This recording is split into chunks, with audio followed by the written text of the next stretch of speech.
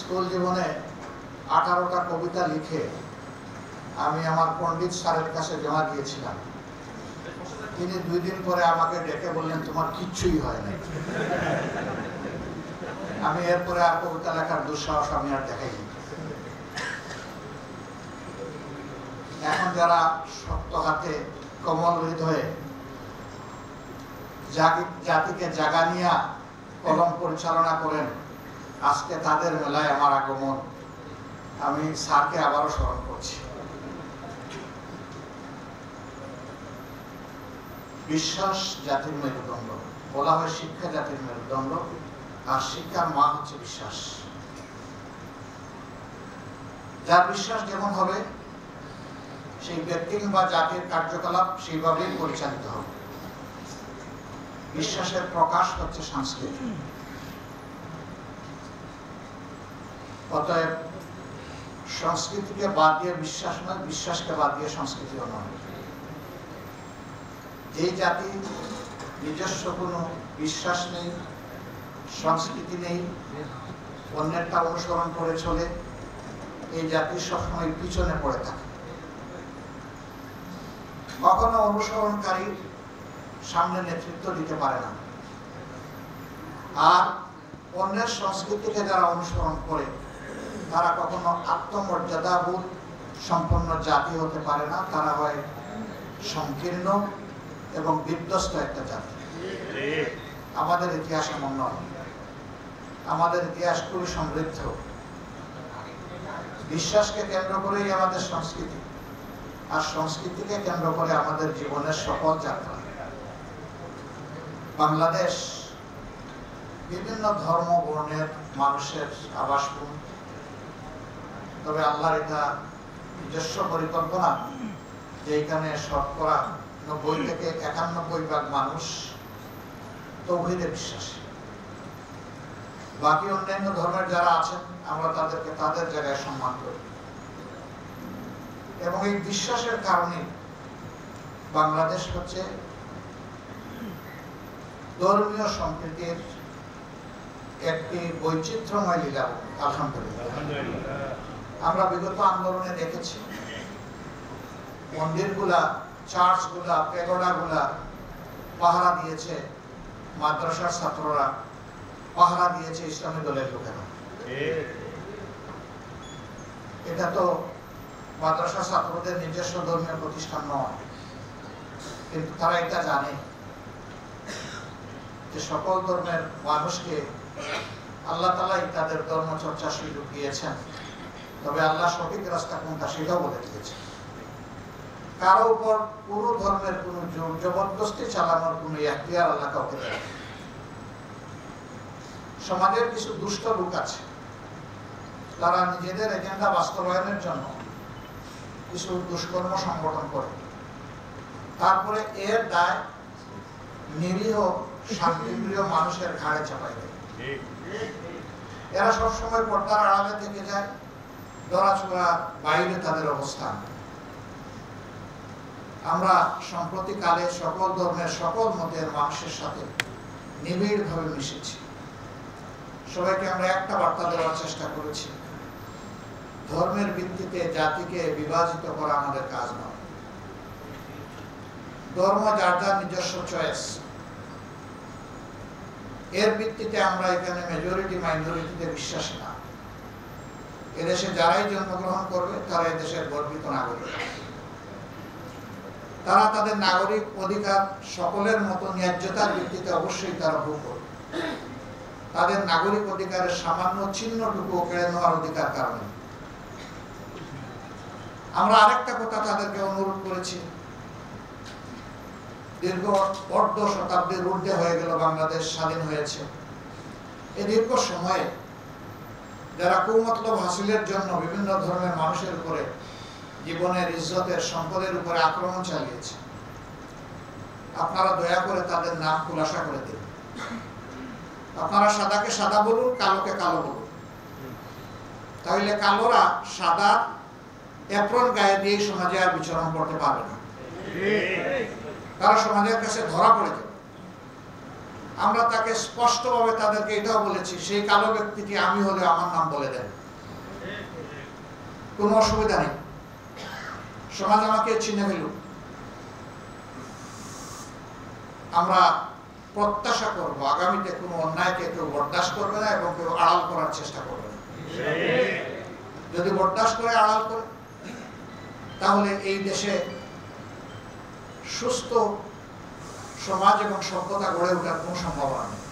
এটা বারবার লঙ্ঘিত হবে, বারবার বাধাগ্রস্ত হবে এবং জাতি বারবার পথ হারাবে। একটা জাতি আর কতবার পথ হারাবে?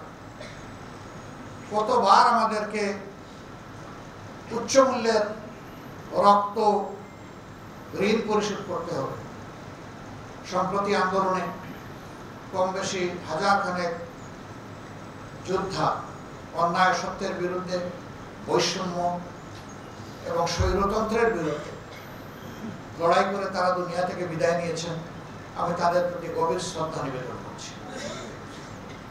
আল্লাহ তাআলার দরবারে তাদের ন্যায্য পাওনা আমি কামনা করছি এবং উত্তম পাওনা কামনা করছি। যারা আহত হয়েছেন তাদের সুস্থতা কামনা করি। আমাকে সংবাদ মাধ্যমের বন্ধুরা মাঝে মাঝে জিজ্ঞেস করেন, আপনাদের দলের কতজন শহীদ হয়েছে? আমি বলি, যারা রাস্তায় নেমেছিল তারা কেউ তাদের বুকে দলীয় লোগো টানিয়ে রাস্তায় নামে, তারা গভীর দেশপ্রেম এবং দায়িত্ববোধ দিয়ে রাস্তায় নেমেছে। অতএব এখানে আমার আর তার বলে কোনো কথা নাই, সবাই আমার, সবাই আমাদের। এই বিভাজন আমরা চাই না। এরা কোনো দলের নাম অথবা যশ প্রতিষ্ঠা করার জন্য সেদিন লড়াই করেনি। তারা স্বৈরাচারের বিরুদ্ধে লড়াই করেছে। স্বৈরাচারের বিরুদ্ধে লড়াই করা লোক যে দলের যে ধর্মের হোক, তারা সবাই এই জাতির সম্পদ এবং জাতির উচিত তাদের প্রতি সেই শ্রদ্ধা নিবেদন করা।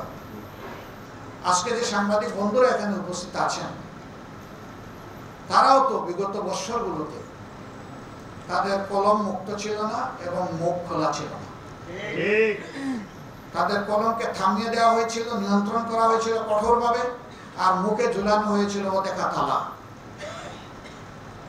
5 তারিখের গণঅভ্যুত্থানের পর, ছাত্র জনতার গণবিপ্লবের পর আলহামদুলিল্লাহ হাতও মুক্ত হয়েছে, মুখের তালাও খুলেছে।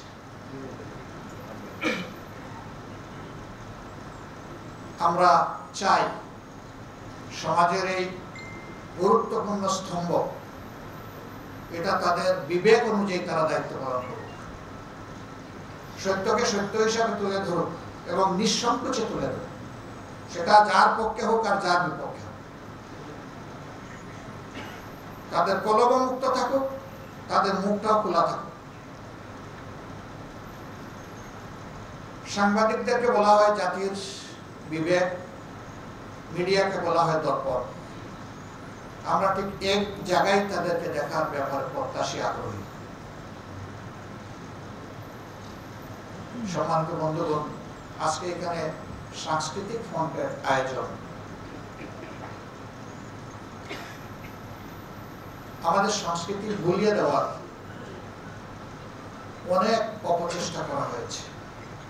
কিন্তু একটা কথা মনে রাখতে হবে, যে দেশের মানুষের ঘুম ভাঙে আজান শুনে, সেই দেশের মানুষের অন্তর থেকে বিশ্বাস এবং বোধ ছিনিয়ে নেওয়া অত সহজ নয়। এই জায়গাটার মূল অনেক গভীরে। এটি ব্যাঙের ছাতা নয়, আস্তে করে তুলে ফেলা যাবে।